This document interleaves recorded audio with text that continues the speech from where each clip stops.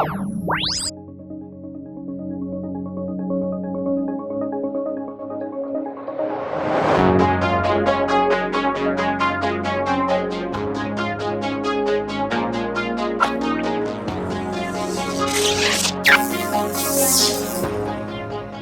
guys, welcome back to this episode of OzConnect, episode 11. This is our Thanksgiving edition. So what better way to go into Thanksgiving to talk about Thanksgiving in the Land of Oz, or also known as Dorothy in the Land of Oz, a 1980 Thanksgiving special. Have you guys seen it? I have.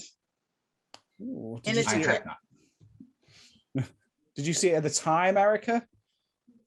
I watched it last year on YouTube, actually on Thanksgiving because I was bored, and it's different. Yeah, hold that It's thought. It's not Go on. crazy out there like some Oz stuff can be, but it's pretty weird.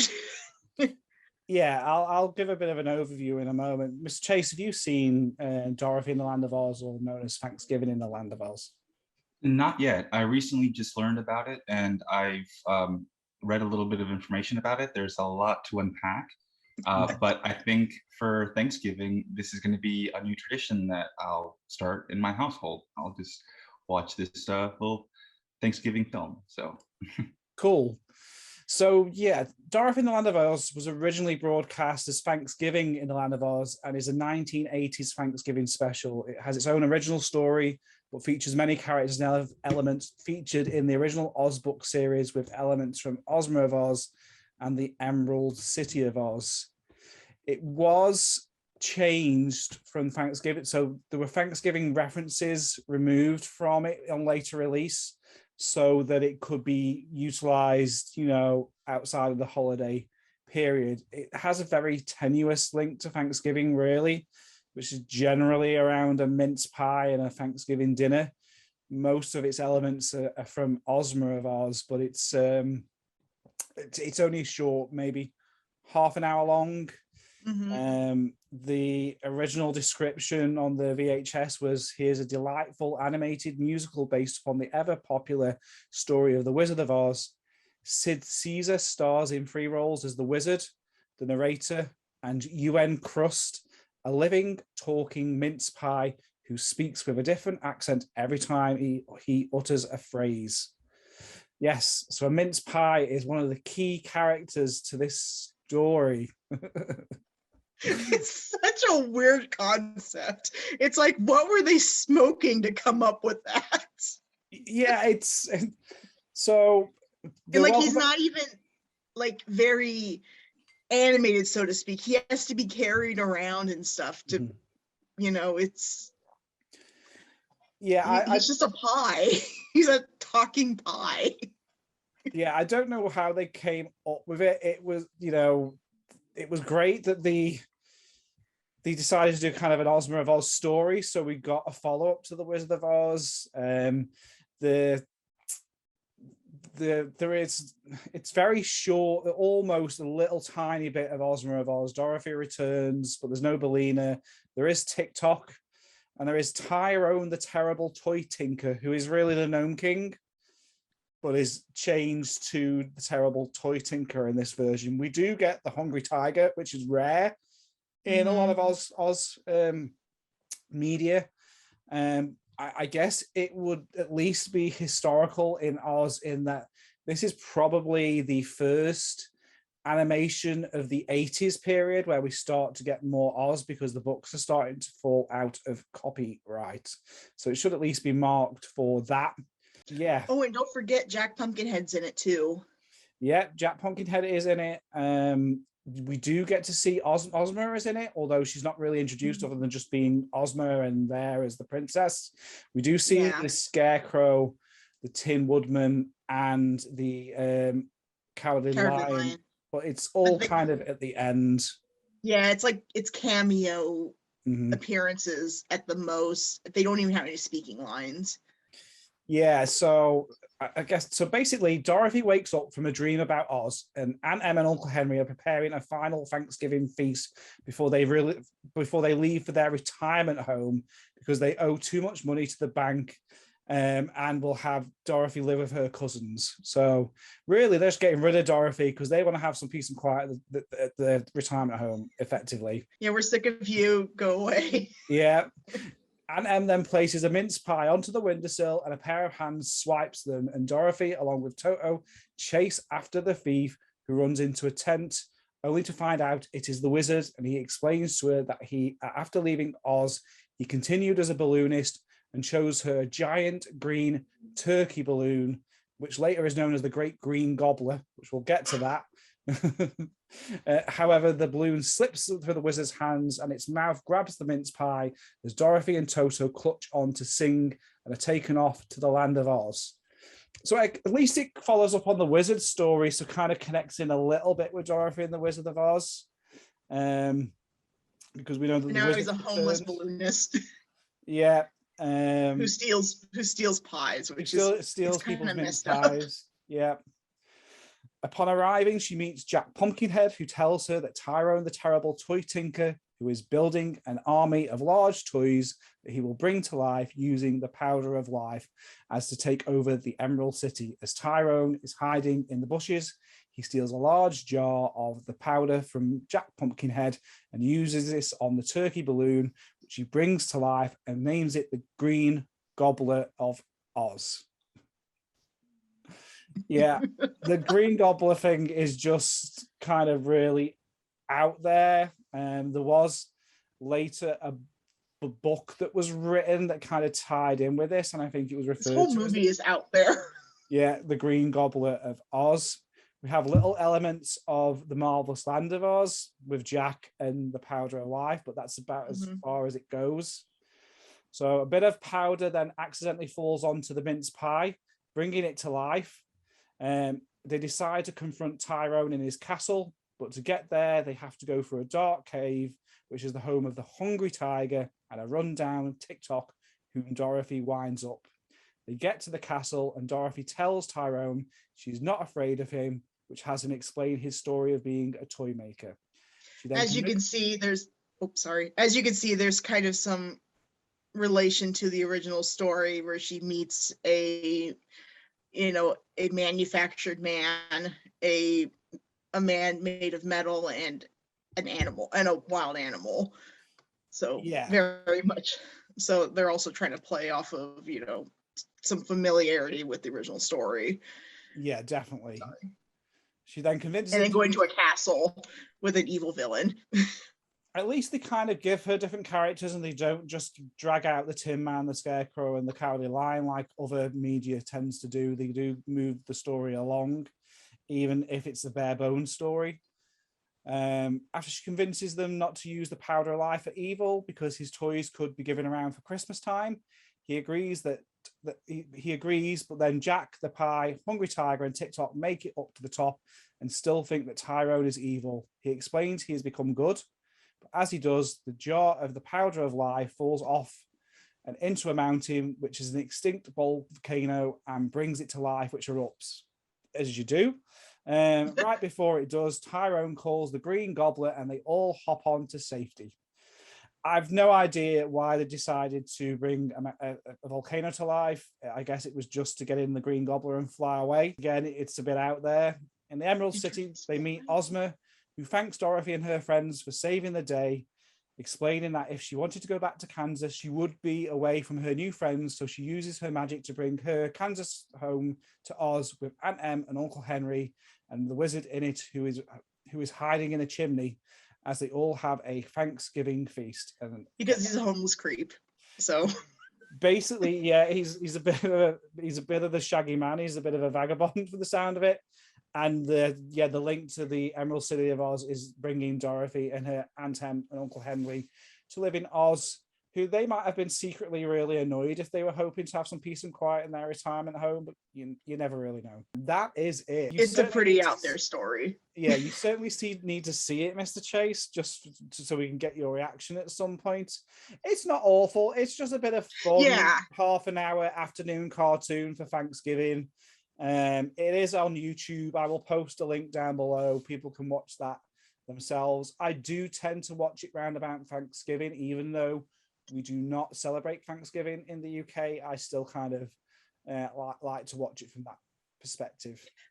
And by all means, it's definitely not the worst piece of Oz media out there. It's entertaining, definitely, but there's definitely worse out there. It's just really bizarre. Yeah, and kind of silly. It's almost like it's kind of like the Star Wars holiday special of Oz specials. Oh wow. I now have to see that for real. Like I can't wait for Thanksgiving. Actually, I think I might watch it tonight, so I'm excited. Please do. I mean, it should be given some cute. I mean, the illustrations have a bit of a John Arneal-esque quality. By no means of the quality of John Arneal, but they kind of lean to his illustrative styles in a very cheap animation way. So Dorothy is the blondie, gingerish kind of bob, which you don't often tend to see. TikTok is very much a Neil TikTok. Tyrone has elements of the Gnome King. Though Scarecrow and Tin Man and the Lion look more Genslow. Yeah, definitely. It's a bit of fun, you know. If everyone hasn't seen it, it's worth a watch if you're a fan of the books, just for the sake of watching it and just for the sake because of the Thanksgiving links. I believe the most famous person in it really was Sid Caesar. I don't think really a lot of the other casts were particularly all that stand out. You can pick up copies on DVD if you really want to. The storybook adaptation was Dorothy and the Green Gobbler in Oz, and was written by Romeo Muller, who also wrote the screenplay for the 1964 cartoon Return to Oz, which doesn't relate to the Walt Disney Return to Oz in the 80s. So yeah. Do you guys have any Oz Thanksgiving kind of memories? Is that a thing in the US? Well, I do know that around the holidays, that's like the time that like a lot of television stations will play The Wizard of Oz. And usually like Thanksgiving is like the beginning of the Christmas season. And that's usually whenever I'd watch it with my family. And actually, I can't honestly say the first time I ever watched The Wizard of Oz, but I remember whenever I was really little, and I hadn't mastered English yet because we had just moved to the United States.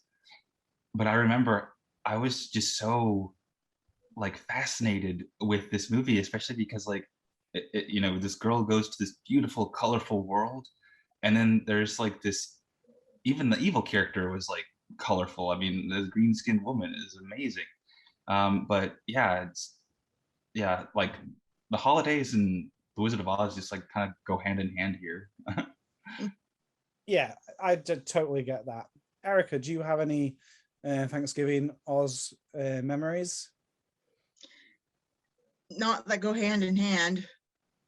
No, that's fine. I mean, my only Thanksgiving memories at the moment is the fact that I would watch this usually around about Thanksgiving, just as a little nod to your holiday, which is not a thing over here. I am hoping that this year, fingers crossed, I will actually be in America for Thanksgiving in Florida by the time this goes out.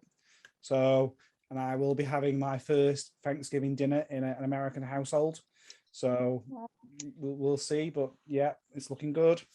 Oh, I wish I was there to make you stuff.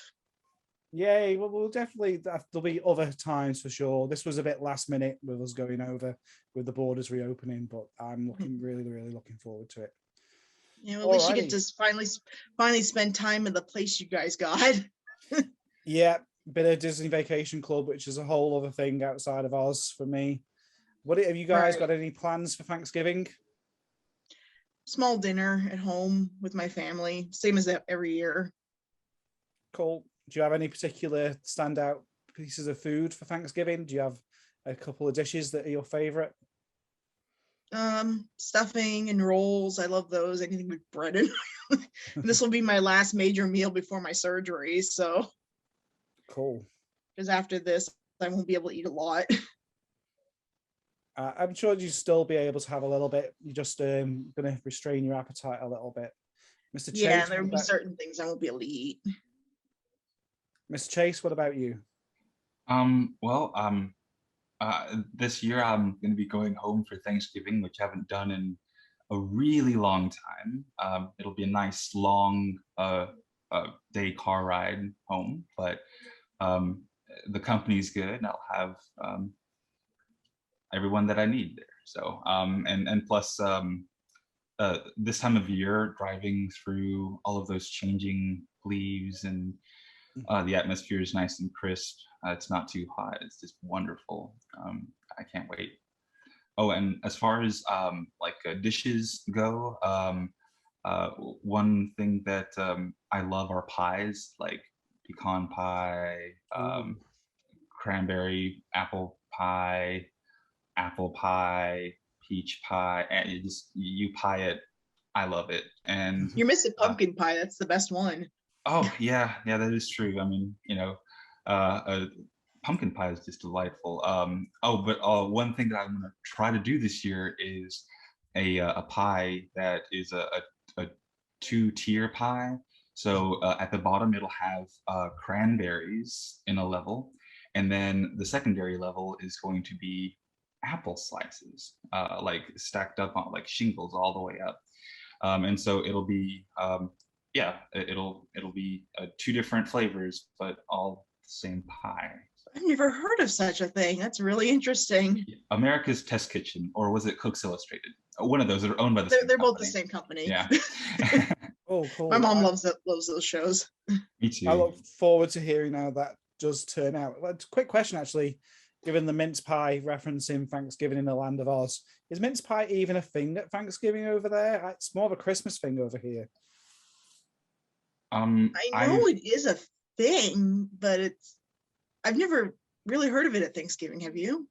Maybe in the South. For Christmas, for sure. But I mean, like I once got a mincemeat pie for Christmas, but not for Thanksgiving. It may have been just for the sake of the story. Yeah, it sounds like it. Maybe they also had the intention of it could go out at Thanksgiving or Christmas, perhaps. Because Thanksgiving really for you guys is the start of the holiday season, isn't it? Yeah, it's like the gateway to the holidays. Yeah.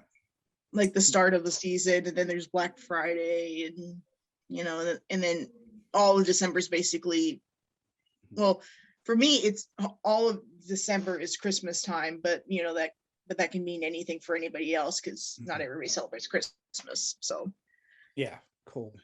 So happy holidays to So I will be everyone. Celebrating my first Thanksgiving in America. Last year we did actually make a Thanksgiving dinner as we were in lockdown, so we thought we would do one based upon some recipes some friends sent us. So I did make a cornbread stuffing, which was amazing. We also had candied yams, which were also absolutely amazing. With the marshmallows?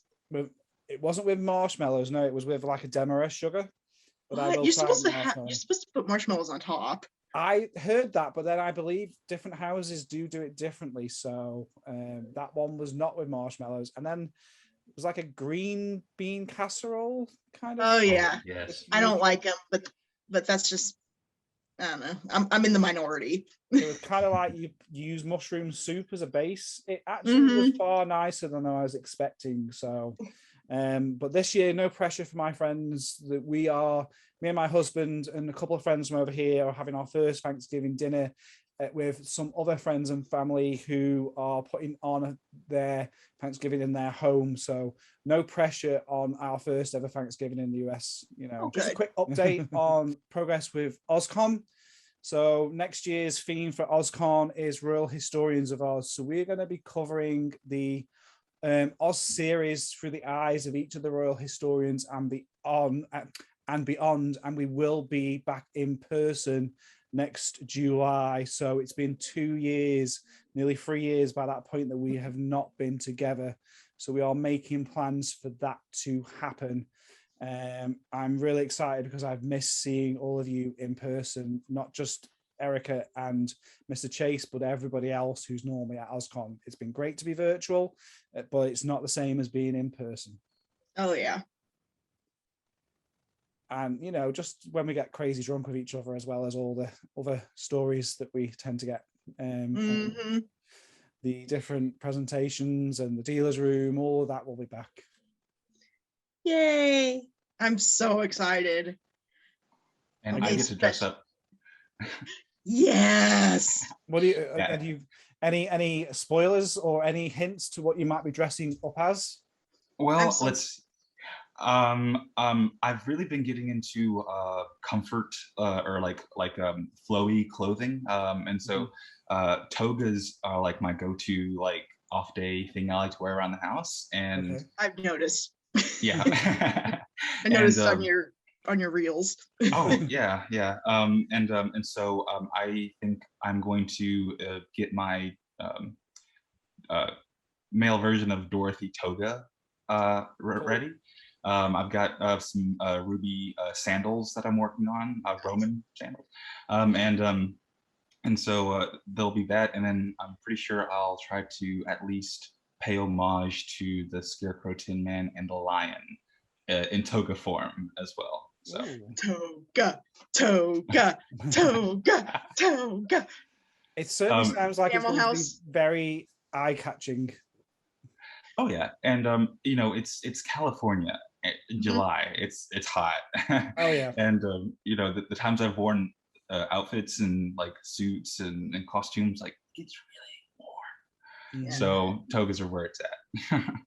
So basically what Mr. Chase is talking about, we always have a costume contest on the Saturday at OzCon in the morning. I went as Glinda the last time we were all face to face with full beard and full pink, you know, ballroom outfit.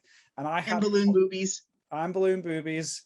And I had plans to outdo that outfit in 2020. And I'm still going to go with the outfit that I had in mind. And all I'm going to hint on that one is it's going to be very rainbow-like outfit and very elaborate and big. And that's all I'm going to say. So you're just going as you. Nope. It will be from the books, but it will be more outrageous than the last one. Yep. Awesome. I can't wait. Cool. Do you have any plans for costume yet, Erica, or is it too early days? I've had ideas for a like a Japanese schoolgirl version of Dorothy's outfit. Possibly, you know, like with the bow in the front of gingham and like a pleated skirt, things like that, maybe, or doing a group costume, just depends. Okay, cool. I look forward to seeing that. And Erica, is there any update on cryptozoology? Do we have any holiday specials coming up? Yeah, no matter there's a couple no matter what, there's definitely going to be a Christmas story, most likely involving life and adventures of Santa Claus. The pet may have another narrator, is in development right now, as of right now, but no matter what happens, we will have a Christmas edition. Ooh, I look forward to that. Great. Because I love Christmas almost as much as I love Halloween, or actually more than Halloween. It's the one holiday over here that we are really big on. Christmas is our big holiday, as we don't really have. There are other holidays, but Christmas is like we shut down for Christmas and we all do something with our families. Great. And just an update on the show.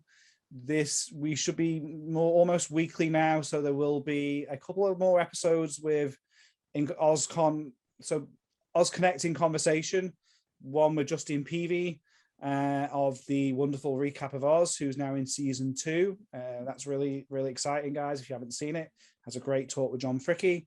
And then also an episode with David of the LA Quadling.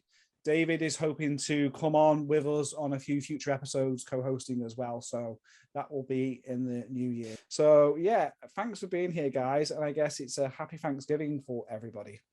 Yep, happy Thanksgiving. Happy Thanksgiving.